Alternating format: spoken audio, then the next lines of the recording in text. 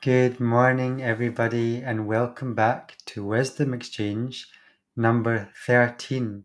So it's been 2 weeks now of Wisdom Exchange, and today we're going to talk all about the power of being alone.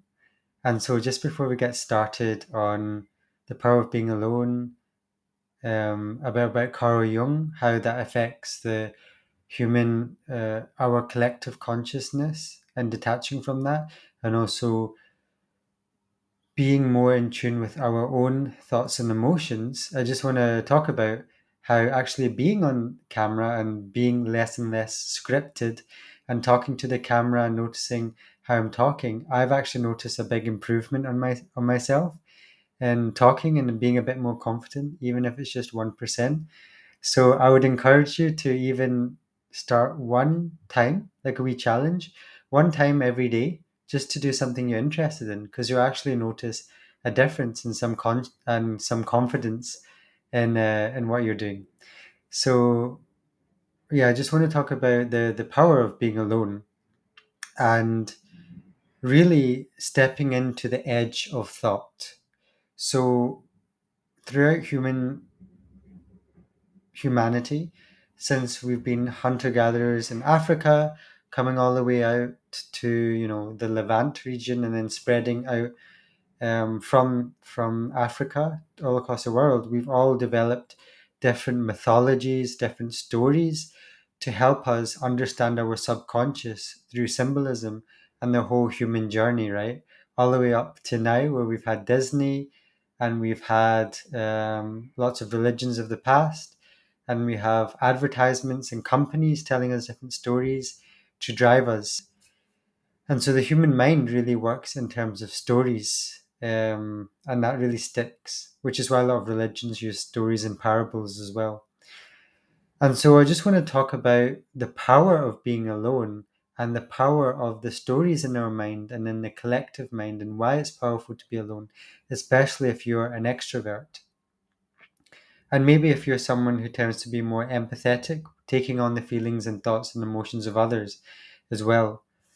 And so human judgments occur, human unconscious judgments can occur in the collective unconscious and the collective subconscious. And if you're not familiar with these terms, go back to Wisdom Exchange 1 or 2, where I talked about the Carl Jung. I talked about the subconscious and unconscious, where very briefly to explain that is where people are not really aware of the thoughts that are occurring, or the beliefs that are occurring, and they're just saying things and they don't really know where that's coming from. And you'll see this all the time, just like you should do this or you should do that, right? Or sometimes the way people act or dress subconsciously without questioning. And so um, the power of being alone first starts with the power of, or the not power, or the disempowerment of not being alone, right? Because sometimes you can feel you're not in the power when you're in a group setting. Um, and that occurs when you cannot separate yourself from certain judgments. So you'll notice that in certain cultures across the world, they can have very strong judgments, but they can be the opposite. So, for example, where you should wear this, or you should wear that, or you should not wear this, or you should not wear that. Being a certain color of skin's good, being a certain color of skin's bad. Your hair color, oh, you're too tall, you're too short, you're too fat, you're too thin. A lot of these judgments are just coming as soon as people meet you. Kind of just like, a caveman Homo sapien being like, they're just seeing what's there and then they're casting a judgment, right? So that's unconscious. And so that can also occur in a cultural and a religious context. For example, if you're in a certain South, the subcontinent, South Asian, they might be saying, if you're male, like, oh yeah, keep a good beard, wear this, wear that, some sort of gear. Or some people in the West might say, oh, you should cut this, and you should have this certain style, or you should wear it this way. So as you can see, there's a lot of judgments, there's a lot of stories, And there's a lot of perpetuating of thoughts that are occurring. And some people say, oh, yeah, that's good. Or, oh, no, no, that's bad, that's bad. And that's just occurring. So I want to get to the root of this by saying the power of being alone. So when we are alone and we go into the nature, you'll notice it's a bit different because when we're talking to humans, they'll often put a judgment forward, and that can be unconscious judgment or that can be a conscious judgment. When you're in the nature and you're with a tree or with your plants or with animals, they're with you, and they reflect back to you something deeper within your own being, and it's non-judgmental. So the tree is not telling you to be like this or be like that. Stick with me here. But the tree is just being. It's just being. And the animal is just being. And that resonates with something in you, that you can just be. When you're alone, when you're in nature, you can actually be grounded to that deepest level and you can just be. And there's sort of all the echoes of the judgments from any news, from any family, from friends, fades away. And I was like the analogy of a country road is silent. The birds are tweeting, the wind is blowing. You hear a car in the distance, and it's like a thought of a family or a friend, and it's very busy, and you're standing there, right? And you just stand to the side, and that car takes up your whole attention, right? But the birds are still there, the countryside is still there, the quietness is still there, but that loud car takes up your whole visual image, your whole sound image, and then it passes into the distance and it fades. And then the sound of nature, the quietness comes back, and then you remember, oh yeah, this is the quietness. And that loud sound that seems to take up a lot in that small transient moment disappears over time, right? And the timelessness, the quietness, the stillness pervades, and that reflects back to you the depth of who you are. So that's just an analogy that comes up across many, many cultures as well. I'm just using like a modern example. And so the power of being alone, grounding yourself and realizing, then you start to realize not the thoughts of everyone else, but then the thoughts occurring within you, right? Oh my God, I've got so many thoughts occurring. And if you're in therapy or coaching, these thoughts will be reflected back. But you can just do this in nature as well. Instead of incisive questions, it will just be in nature, and you'll feel, especially if you've been working the whole day, the intensity of your thoughts. And then you can be alone with your thoughts and you can contemplate like the ancient Greeks did, like the ancient Romans did. Of course, now the pace of life is so fast and we're in the busy cities honking all the time.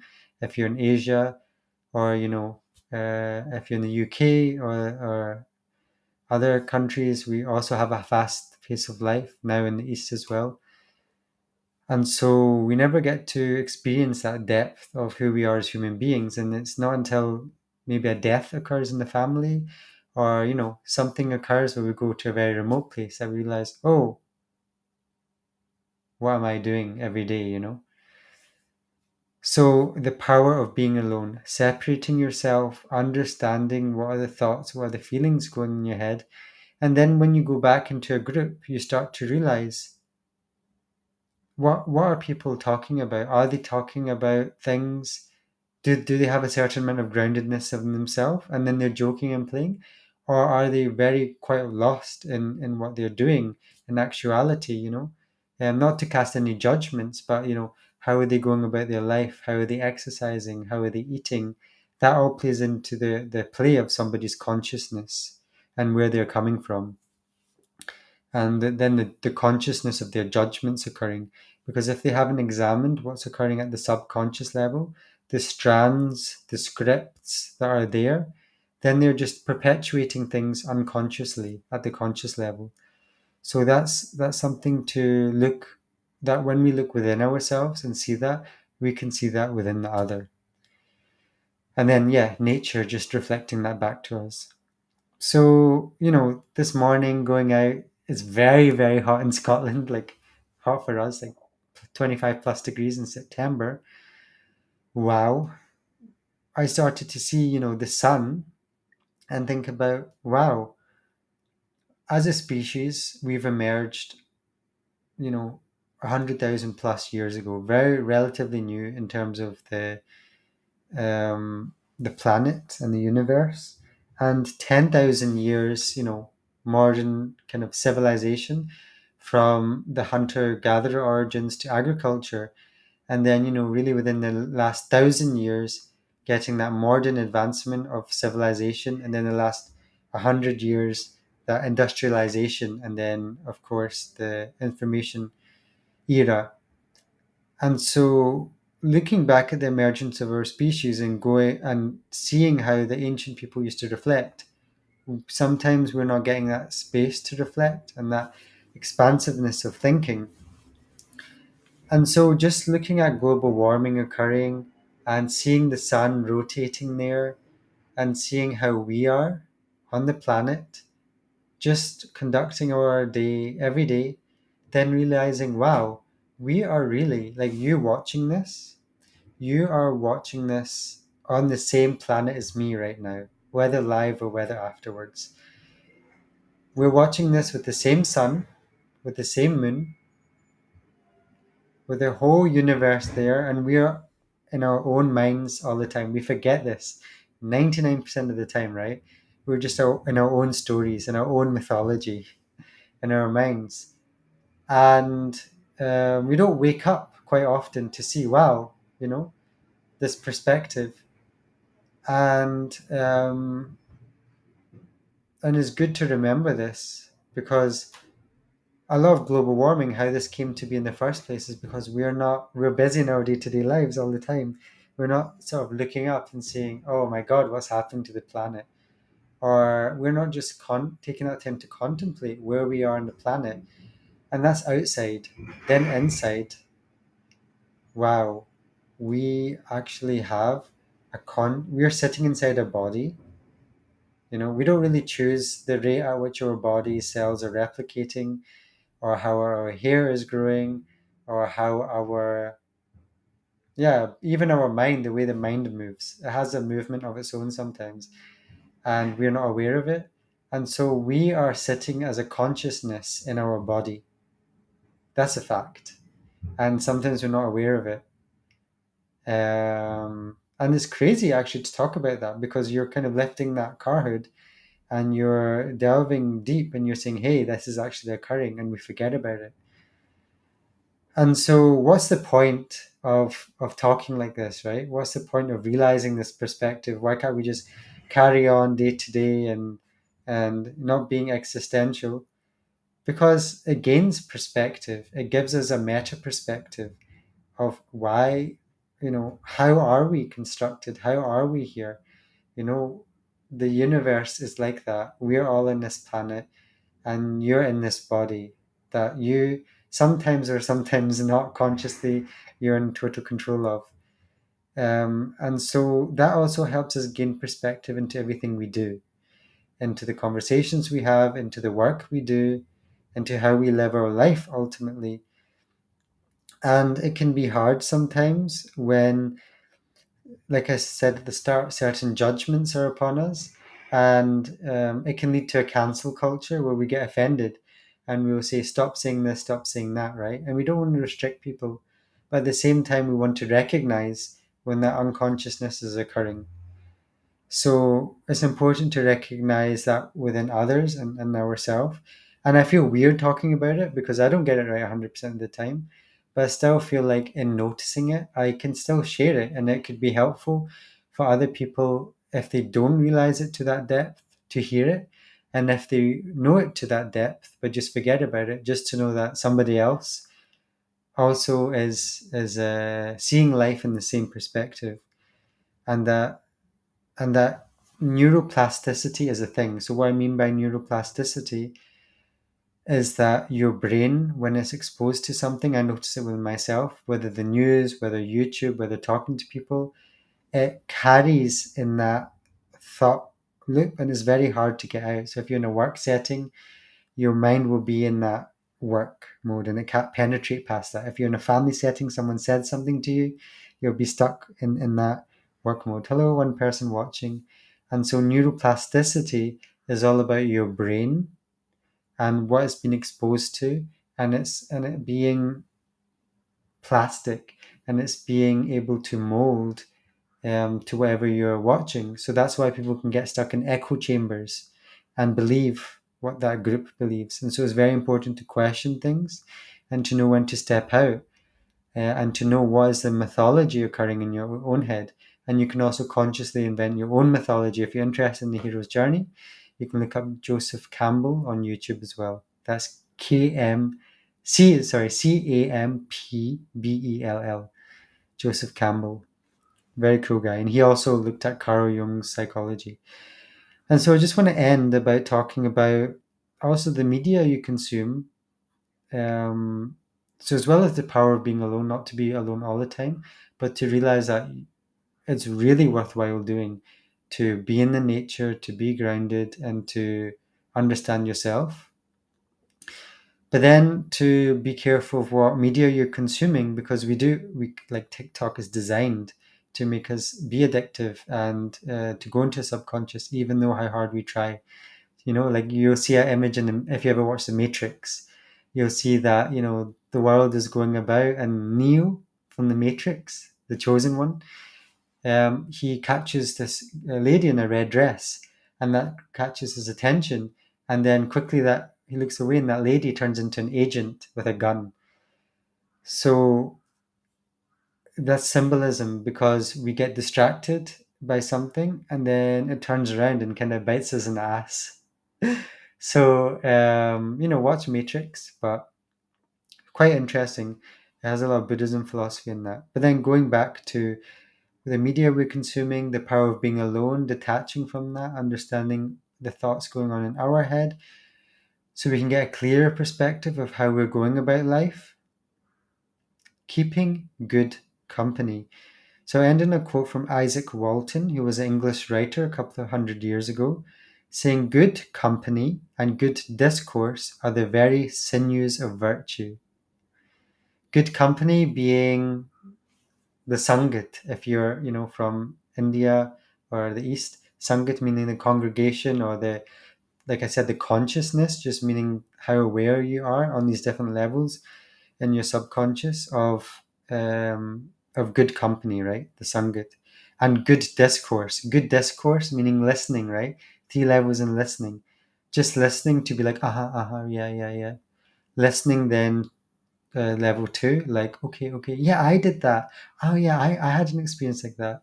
And level 3, to seeking to understand and to really see the person, someone who's really listening deeply and attentively, for them to see you in a deeper level, right? To really see you in all layers. So that's good discourse, because when one person is not stuck to their world and another person stuck to their world, they journey in that conversation mountain together. They're willing to discuss things that they've never comprehended when they're in their individual mind frames, and they're able to have that dialogue, that flow of meaning, and they're able to reach through the logos, they call it in the Western culture, the dialogue, and then they're able to part with that new meaning going back to each person, and the sum is greater than the whole, right? They're able to go away with a new meaning, do good discourse. So good company and good discourse are the very sinews of virtue. Sinews, like the fiber in your body, it's the very fiber of virtue, the highest truth, the highest knowing. And I believe in Sikhism, it's like, knowing the truth is the highest, so like the power of being alone, the power of being in good, a conscious company or a sangat. um but higher still is truthful living, and that is hard to do, right? Truthful living. So knowing the truth and truthful living. And so I noticed in myself, being with my Bhangra group, super cool people, or just being in a philosophy group, having that company really shifts how you are as a person, how you turn up, how you can lean on people, how you can talk to people, and just being in that high spirit, or as we say, charadikala, in that tradition, Sikhism tradition. So you can see it pop up from many different cultures, many different traditions. Enjoy the power of being alone. Be water, my friend. Empty your mind, as Bruce Lee said. Keep good company. So at the end of our second week together, that's pretty cool that we did 2 weeks. I wish you a good rest of the Friday, an amazing weekend. Sit with yourself, enjoy it, enjoy with others, and just have a good weekend, everybody. And if you like it, remember to give a thumbs up. And I will see you next time. Bye bye, everybody.